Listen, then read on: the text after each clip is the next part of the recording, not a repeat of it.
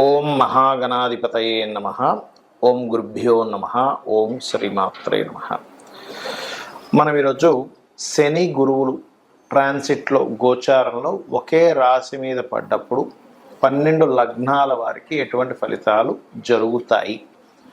శని గురువులు ఒకవైపు మనకి డబుల్ ట్రాన్సిట్ కలిగించడం వల్ల మంచి శుభకరమైనటువంటి ఫ్రూట్ఫుల్స్ జరుగుతుంది, ఎటువంటి సందేహం లేదు. అలాగే కుజకేతువు కూడా కలిసి ఉంటున్నారు. మనకి ఈ రెండింటిని గమనించుకోవాలి. సో లగ్నం తెలిసిన వారు లగ్నం నుంచి చూసుకోండి, లగ్నం తెలియని వారికి రాశి నుంచి చూసుకోండి, అది సెకండరీ ఆప్షన్. సో ఈ విషయాలు చెప్తుంది నేనైనప్పటికీ కూడా చెప్పిస్తుంది సాక్షాత్ లలిత అమ్మవారిగా భావిస్తూ ఒక్కొక్క లగ్నం గురించి మనం తెలుసుకుందాం.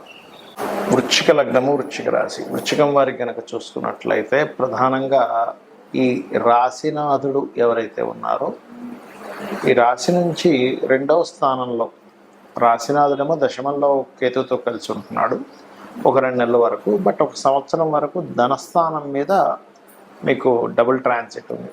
సాధారణంగా నా అర్ధాష్టమ శని ఒకటి అయిపోయింది అనేటువంటి ఒక రిలీఫ్ కూడా ఇస్తుంది. బట్ ఒకటే నేను చాలా కాలం నుంచి చెప్తున్నా, ఈ ఏలినాటి శని అర్ధాష్టమ శని గురించి పెద్దగా పట్టించుకోకండి. అది కేవలం మీకు స్లో డౌన్ అవ్వడానికి మాత్రమే, కొన్ని పనులు కానీ ఎక్కడ జీవితాన్ని ఆపదు అని. రైట్. అయితే ఇక్కడ విషయం కనుక చూసుకుంటే ధనభావం మీద చాలామందికి ఏంటంటే అష్టమ స్థానంలో గురువు వెళ్ళిపోయాడు, అయ్యో గురుబలం లేదు అనుకుంటారు. కానీ ఆ గురువు అష్టమంలోకి వెళ్ళినప్పుడు ఎక్కడ ఇస్తున్నాడు ఇది మోస్ట్ ఇంపార్టెంట్.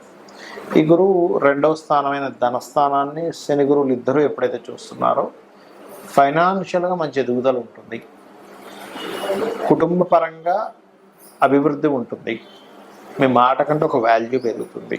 ఇది ఇక్కడ జరిగేటువంటి అంశాలు. దీంతోపాటు భూముల మూలంగా, గృహాల మూలంగా కూడా కొంతవరకు ధన యోగం కూడా కలుగుతుంది. అయితే దీంతోపాటు 12వ స్థానం మీద గురువు యొక్క దృష్టి ఉన్నందుకు విదేశాలు వెళ్ళి ధనం సంపాదించుకోవడానికి, లేదా జీవిత భాగస్వామి వివాహ జీవితం విషయంలో ఏదైనా చిన్న చిన్న కలతలు ఉన్నట్లయితే అవి తొలగిపోవడం, ఇటువంటివి బలంగా సూచిస్తున్నాయి. అయితే ఇక్కడ ఈ డబుల్ ట్రాన్సిట్తో పాటు దశమ స్థానం అంటే వృత్తి స్థానంలో లగ్నాధిపతి వెళ్ళి అక్కడ కూర్చొని కేతు ఉన్నాడు. అక్కడ ఎప్పుడైతే 2 గ్రహాలు అక్కడ ఉంటాయో ఒక టాప్ పొజిషన్లో తీసుకెళ్తుంది వృత్తిపరంగా, అందులో ఎటువంటి సందేహం లేదు. మరి దీంతో పాటు ఈ కుజుడు కేతు అక్కడ ఉన్నందుకు కాస్త వృత్తిలో కొన్ని గొడవలు, ఘర్షణలు కూడా ఇస్తాయి ఇక్కడ. కాబట్టి మీకు ఎప్పుడు కూడా గుర్తుపెట్టుకోండి, ఈ వృత్తిపరంగా ఇబ్బంది తగ్గాలి అంటే నవగ్రహాల్లో కుజకేతు గ్రహాల దగ్గర దీపారాధన చేయండి. మరియు దీంతో పాటు ప్రధానంగా ఈ దశమ స్థానము అనేటువంటిది ఏదైతే ఉందో ఇక్కడ మీకు ఎక్కడ కూడా అంటే ప్రమోషన్స్ వస్తాయి, అందులో ఎటువంటి డౌట్ లేదు. లగ్నాధిపతి దశమంలో ఉన్నందుకు ఇబ్బంది కలగకుండా ఉండాలి అంటే లలితా సహస్రనామాల్లో ఓం మాణిక్య మకుటాకార జానుద్వయ విరాజితాయై నమః అనే నామస్మరణ చేయండి, ఖచ్చితంగా మీకు బాగుంటుంది. మరియు ఇంకాస్త ఎక్కువ స్ట్రెస్ అవుతుండేటువంటి వారు గోవులు, క్యారెట్స్ మరియు గ్రాసము తినిపించడము, కందులు, ఉలవలు, మీకు దగ్గరలో ఆలయంలో ఉండేటువంటి పురోహితుడికి కందులతో ఎరుపు రంగు వస్త్రము, ఉలవలతో మల్టీ కలర్ క్లాత్, ఈ 2 ఇవ్వండి, అన్ని విధాలా మీకు బాగుంటుంది. చాలామంది నన్ను అడుగుతున్న అంశం ఏమిటంటే ఇక్కడ మీకు గోచారంలో జలరాశుల్లో కుజుడున్నప్పుడు కొంత జల సంబంధంగా గొడవలు ఇవన్నీ వచ్చాయని చెప్పారు. కొంచెం జల సంబంధంగా ఈ నేవీ వాళ్ళు వెళ్ళే ట్యాక్స్ ఇవన్నీ చెప్పారు కదా. అదేవిధంగా ఎండాకాలంలో వర్షం అన్నారు, అదే రకంగా మనకు వర్షం కూడా పడింది. మరి అదే కుజుడు సింహరాశిలోకి వస్తున్నందుకు ఏమిటని చాలామంది అడుగుతున్నారు. ఇక్కడ సింహరాశిలో కుజుడు వస్తూ కేతు కూడా అక్కడ ఉన్నందుకు ఈ సంవత్సరం మనకి రాజ్యాధిపతి రవి, మంత్రి రవి అవుతున్నాడు.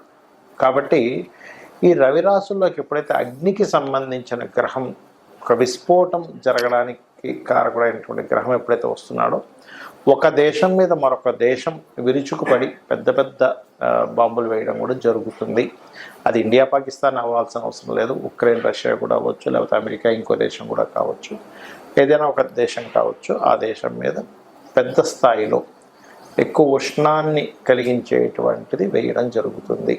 అదొకటే కాకుండా ఈ పిశాచ యోగం ఉన్నప్పుడు పర్టికులర్గా రాబోయే 2 months కూడా మన ఇండియాలోని కానీ వేరే దేశాల్లో కానీ కాస్త పుణ్యక్షేత్రాలు దేవతా ఆలయాల మీద కూడా ఈ అటాక్స్ జరగనున్నాయి కాబట్టి కాస్త జాగ్రత్తగా ఉండాలి. కొంత స్లీపర్ సెల్స్ వల్ల ఇబ్బందులు ఇటువంటివి జరగనున్నాయి కాబట్టి ఈ యొక్క అంశంలో చాలా జాగ్రత్తగా ఉండండి.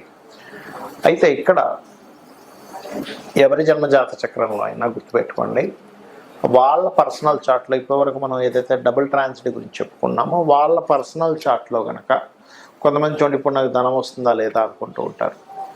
వాళ్ళకి పర్సనల్ చార్ట్లో ధనభావం మీద ఈ డబుల్ ట్రాన్సిట్ వచ్చింది అనుకోండి, డబ్బులు ఖచ్చితంగా వస్తాయి.